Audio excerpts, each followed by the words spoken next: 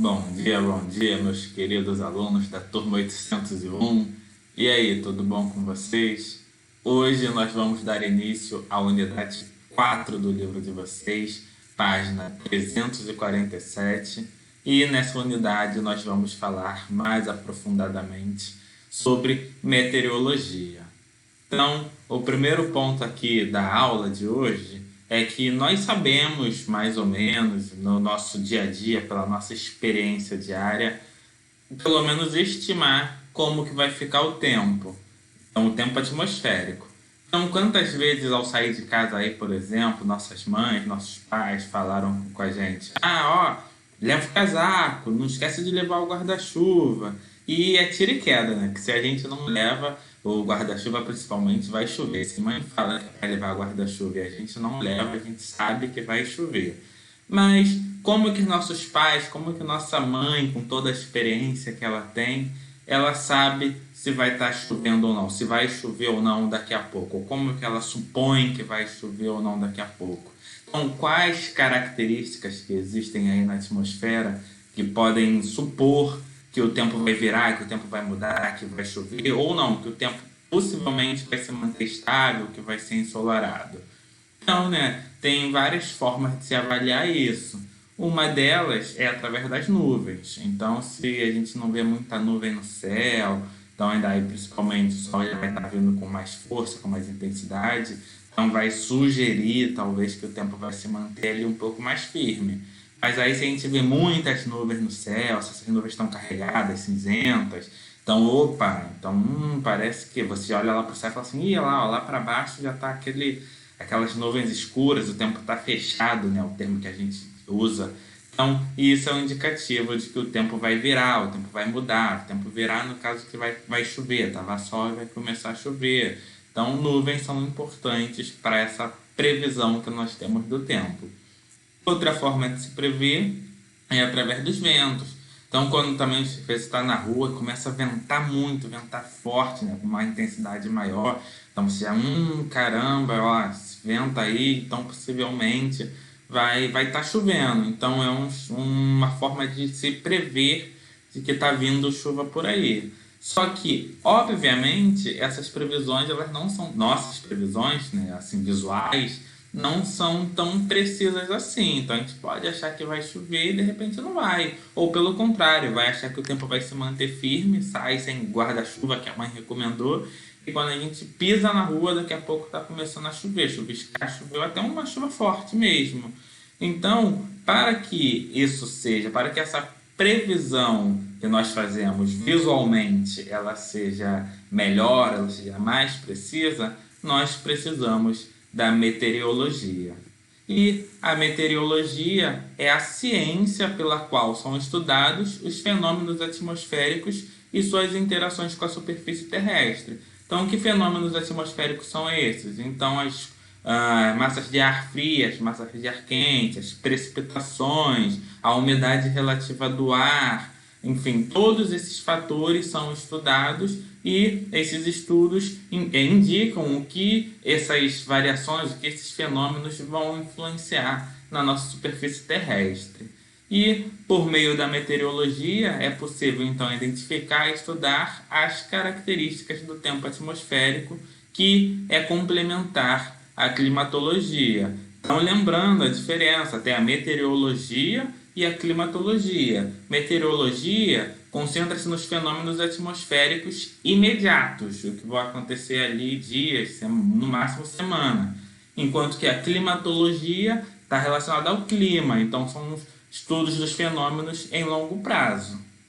Então, falando mais um pouquinho aí disso, apesar de estarem relacionados entre si, clima e tempo são coisas diferentes. Isso já foi falado com vocês na unidade 1, mas é bom estar reforçando aqui agora que clima é uma coisa, clima atmosférico é uma coisa e tempo atmosférico é outra coisa.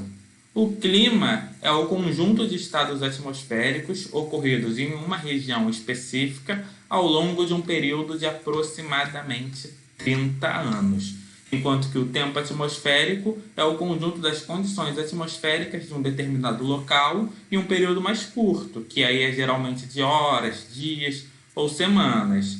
o conjunto de informações sobre o tempo atmosférico ao longo dos anos, desses 30 anos, que é utilizado para definir e para estudar o clima. Então, com outras palavras, o que eu quero dizer com isso? O tempo atmosférico, ele é algo mais imediato, ele é algo mais de curto prazo. Então, quando eu estou falando de que vai chover hoje, choveu ontem, essa semana foi chuvosa, está sendo chuvosa ou que vai ser chuvosa, eu estou falando de um período curto de tempo. Então, eu estou me referindo ao tempo atmosférico.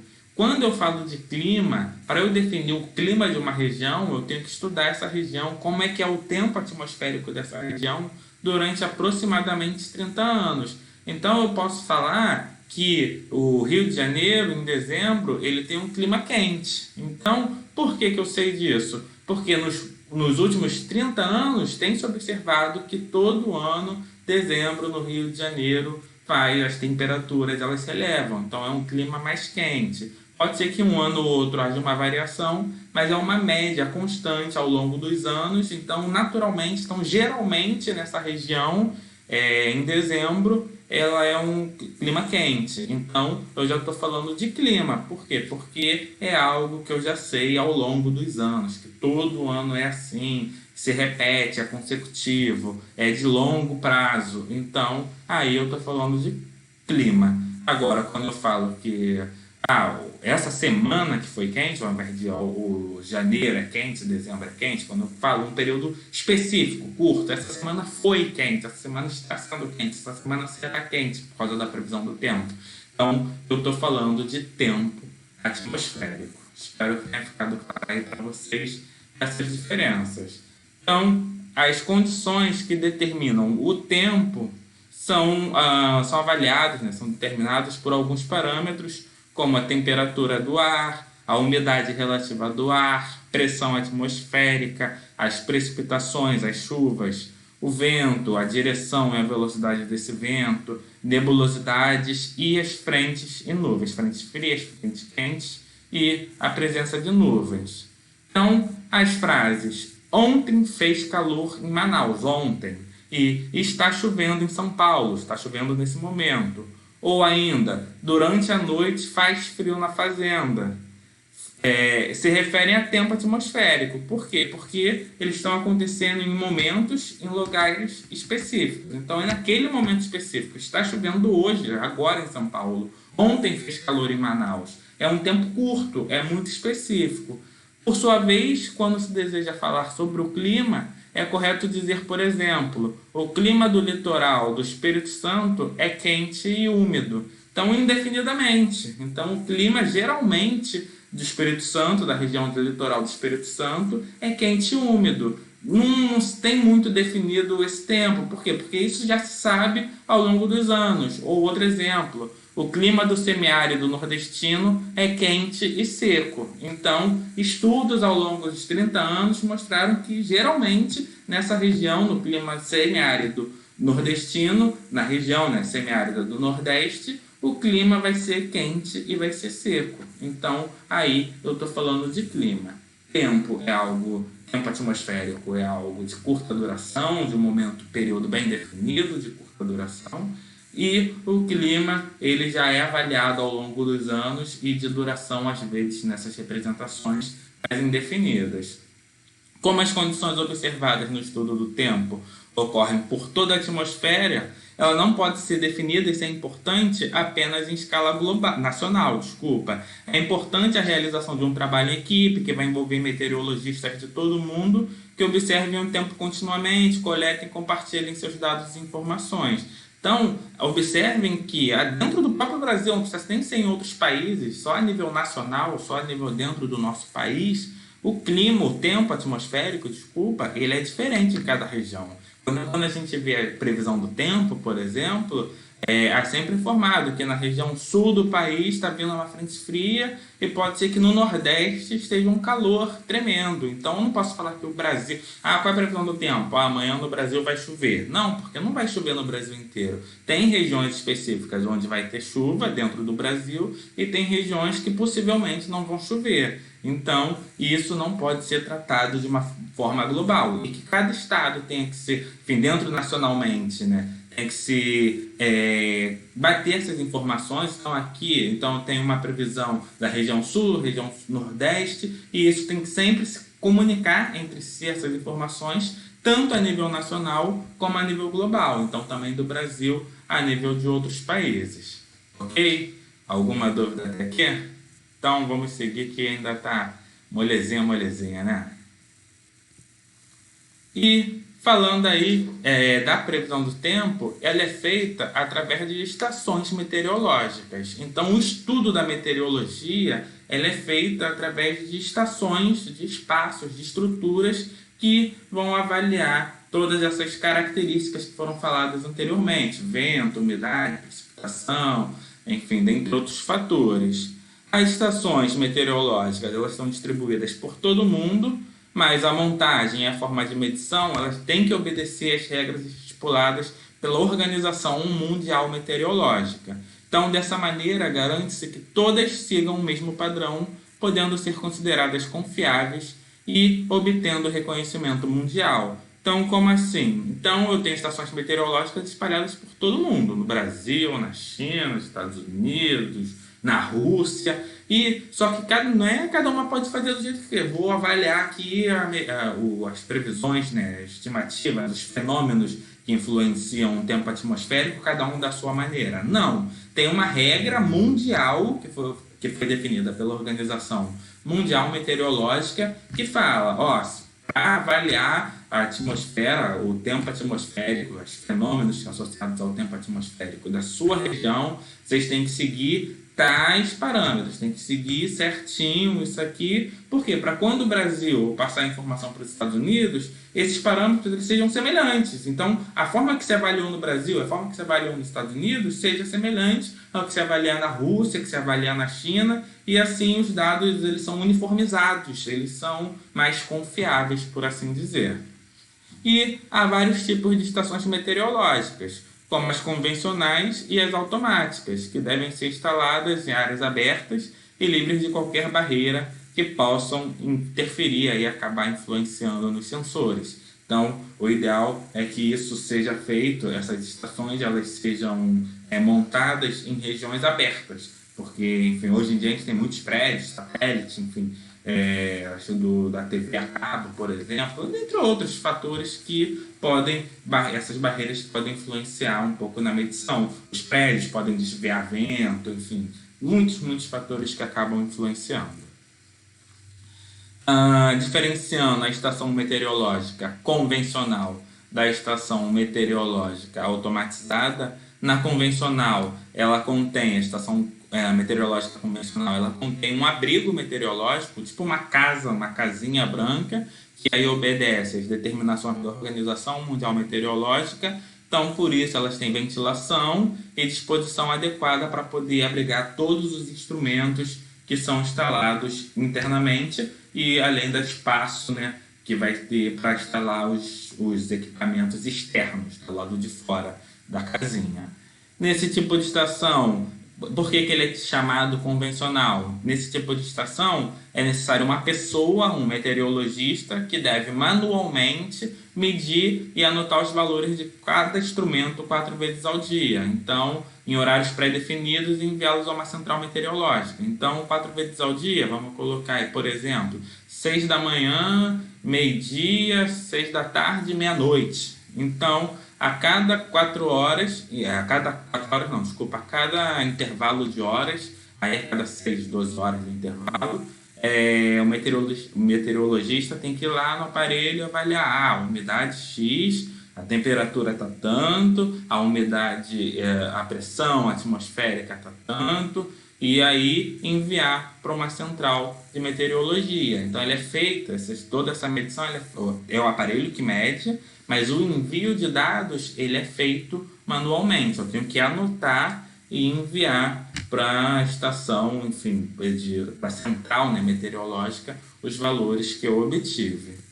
Enquanto que na estação meteorológica automática, esse tipo de estação ela tem um equipamento automatizado ligado a vários sensores que vão medir os parâmetros meteorológicos, vão realizar os registros minuto a minuto e vão enviá-los a cada hora de maneira automática à central de meteorologia. Então, a estação meteorológica automática, ela é muito mais automatizada. O aparelho vai medir, vai captar ali o fator que ele está trabalhando, a temperatura, por exemplo, a velocidade dos ventos, e a cada minuto ele vai estar detectando, e a cada hora ele sozinho ele vai registrar aquele valor e ele sozinho já vai enviar para a central de meteorologia. Então não precisa de nenhum ser humano ali anotando o valor para poder enviar. O próprio equipamento faz de forma muito mais automática.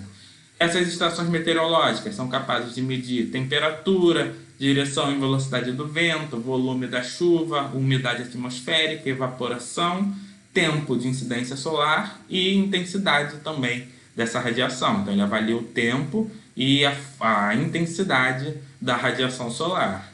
Esses dados são reunidos e analisados pelos meteorologistas e são esses dados, o conjunto desses dados de temperatura, direção do vento, volume de chuva, que vão servir como base para o estudo do tempo e seu comportamento, e além disso são esses parâmetros que vão possibilitar as projeções futuras sobre o clima. Então são esses parâmetros que vão projetar as nossas previsões do tempo atmosférico, por exemplo. Ok? Então, galera, no livro de vocês aí, página 350, tem um jogo rápido, 2 questões, molezinha, molezinha. Primeira pergunta é, aí tem uma matéria, né? A notícia a seguir representa um erro. Identifique-o justificando a sua resposta.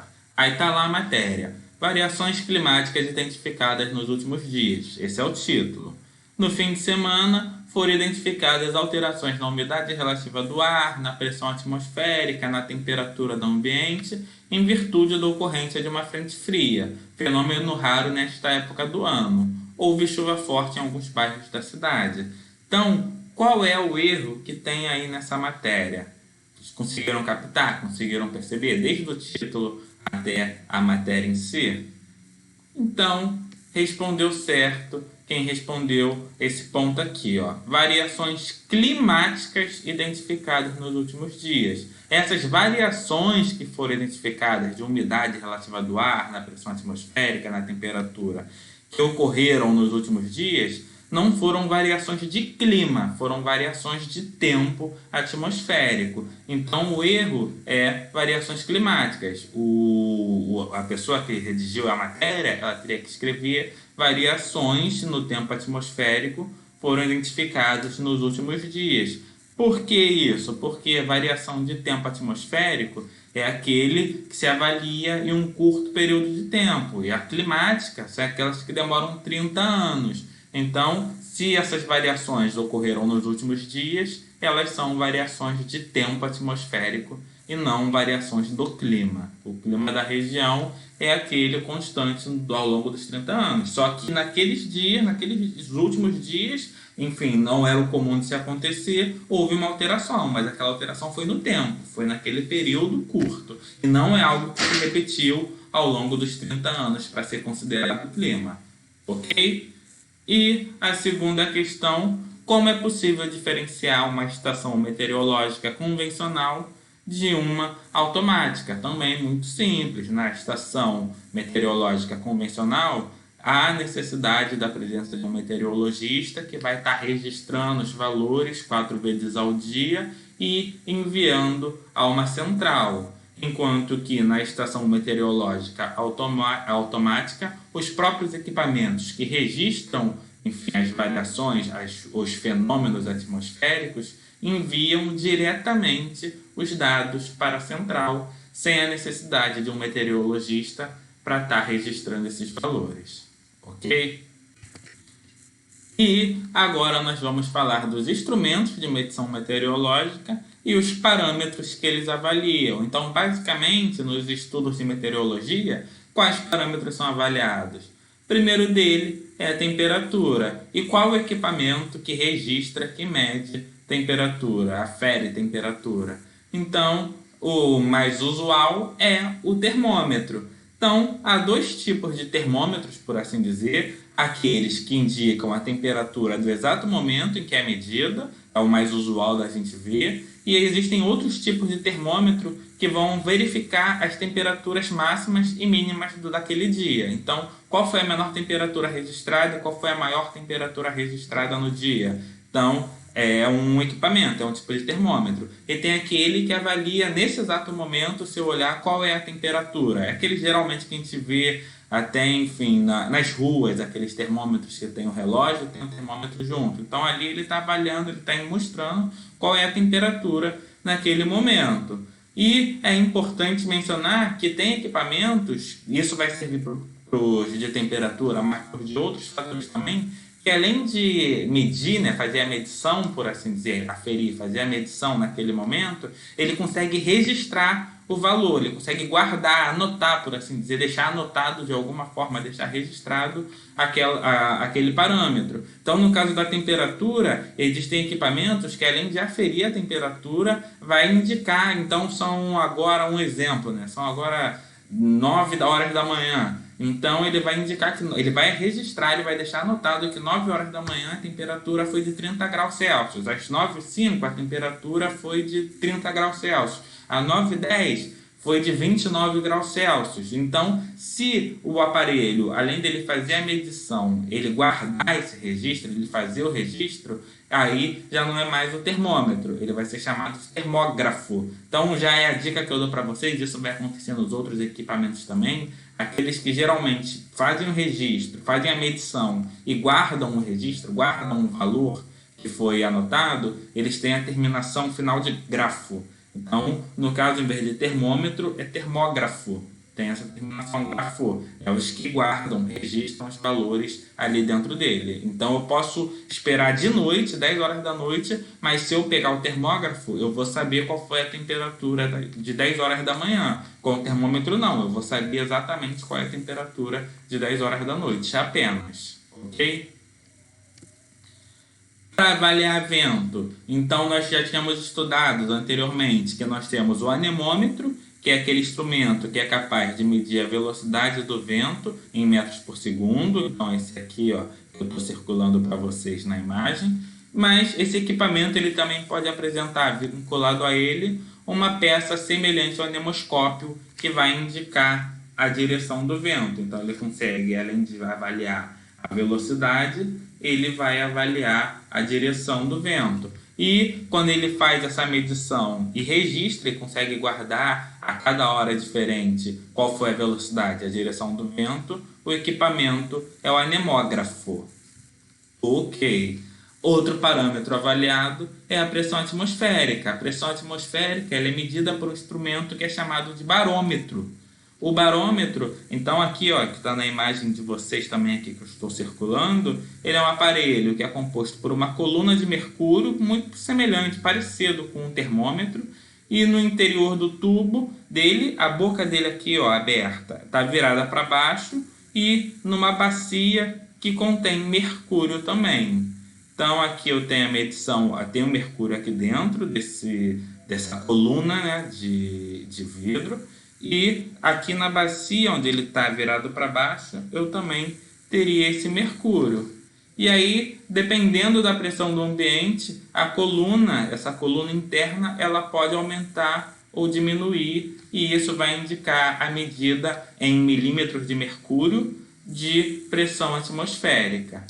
Então, o barômetro, ele mede a pressão atmosférica. Agora, se eu tenho um equipamento que mede, faz a medição, afere e, além disso, registra, guarda esses valores, eu já não tenho mais o barômetro, eu tenho o barógrafo.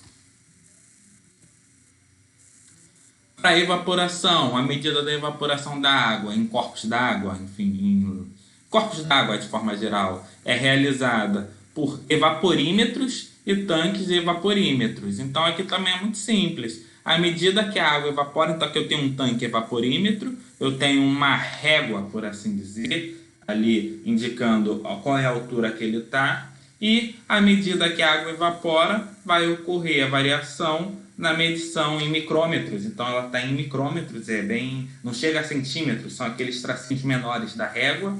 Então, através desses tracinhos menores da régua, eu consigo ver quanto da água que evaporou. Então, consigo ver que evaporou 1 milímetro de água, evaporou 2 milímetros de água.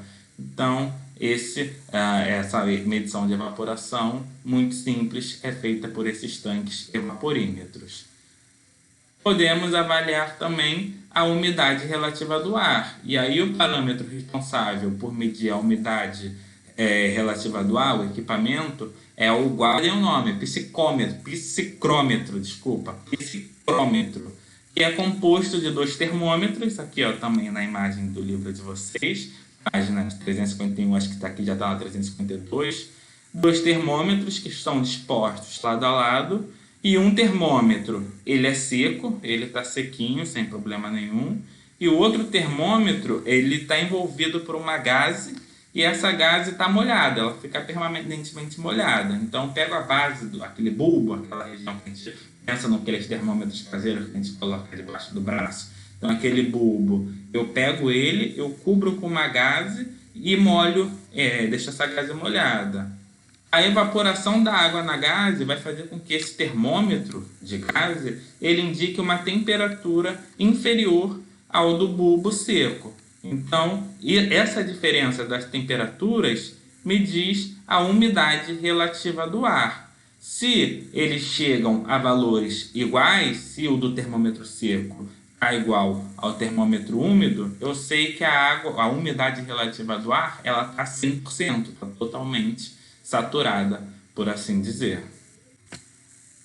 Para poder se avaliar as precipitações pluviais, ou basicamente a chuva, nós temos um equipamento que é chamado de pluviômetro, e ele é composto de um cilindro graduado milimetricamente desde a sua base. O que é isso? A grosso modo seria semelhante a uma garrafa, vamos pensar assim, só que com uma boca mais larga, e que haja nele umas medidas, uma graduação, como se fosse uma régua colado a essa garrafa. Então, conforme vai chover, vai encher essa garrafa e ali eu consigo observar quantos milímetros de água que choveu ali dentro dessa garrafa. Então, eu sei que choveu 7 milímetros de água durante um mês, durante uma semana, durante um dia, durante um mês, enfim, naquela região. Então, é um funcionamento bem simples, bem básico. E aí, isso é o pluviômetro. Quando o equipamento, ele além de realizar a análise, fazer a medida,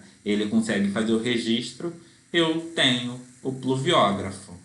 E também posso avaliar, aferir a radiação solar. Então, os instrumentos que são responsáveis por medir essas variações na intensidade da radiação solar, eu tenho o piranômetro e o que também faz o registro, o piranógrafo. Então, o piranômetro faz a medida, o piranógrafo mede e faz o registro dos dados, guarda os dados com ele, beleza. Isso para avaliar a intensidade da radiação solar. Quando eu quero avaliar o período de insolação, o período que houve essa radiação solar em horas ao longo do dia, então durante quantas horas no dia teve a presença dessa radiação solar. O equipamento que eu uso para fazer essa medida é o heliógrafo. Então, o piranômetro ou piranógrafo, eles avaliam a intensidade da radiação solar e o heliógrafo, ele mede e registra o período dessa radiação solar. Beleza. Então, galera, o que eu falei com vocês até agora foram equipamentos que medem apenas um parâmetro. Então, por exemplo, o termômetro, ele avalia a temperatura, o barômetro, ele avalia a pressão atmosférica, mas cada um avalia apenas um parâmetro. Existem também instrumentos que medem mais de um parâmetro simultaneamente. Então, eu tenho, por exemplo, o balão meteorológico. O balão meteorológico é um balão mesmo, um balão sonda que coletam várias informações simultaneamente. Então, eles são equipados com instrumentos de medição, são lançados na atmosfera em diferentes pontos do planeta, obviamente, e transmitem ao centro meteorológico os dados referentes à pressão atmosférica, temperatura, umidade relativa do ar, dentre outros. Tudo isso simultaneamente neste equipamento, neste balão meteorológico. Então, esse balão ele é lançado e na atmosfera ele consegue avaliar mais do que um parâmetro simultaneamente e envia os dados já para a central. E temos também os radares meteorológicos. Então, esses radares eles são utilizados na detecção de fenômenos como precipitação e nuvens no céu, principalmente.